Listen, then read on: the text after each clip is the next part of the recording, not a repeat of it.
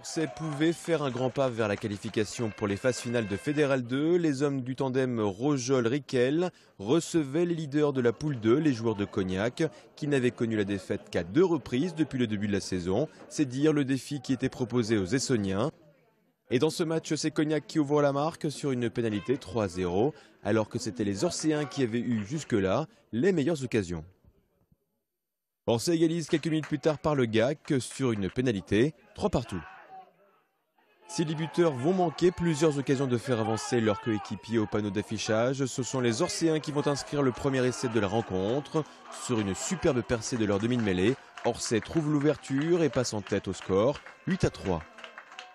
Cognac va ensuite réduire l'écart sur une pénalité 8-6. Ce sera le score à la mi-temps. En seconde période, Orsay et Cognac n'inscriront pas d'essai malgré de bonnes intentions, mais auront chacune l'occasion de remporter le match au pied. Cognac va d'abord prendre l'avantage sur une nouvelle pénalité, 9-8.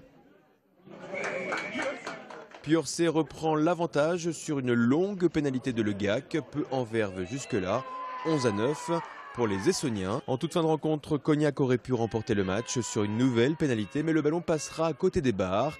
Puis sur une nouvelle tentative de drop qui connaîtra le même sort, Orsay remporte une victoire de prestige, 11-9, et se replace dans la course à la qualif à 2 matchs de la fin de saison.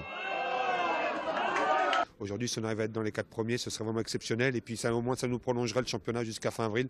Sinon, ça s'arrêterait le 6 avril. C'est vrai que c'est un peu tôt pour les joueurs. Ça nous laisserait encore un mois d'aventure ensemble pour cette belle saison.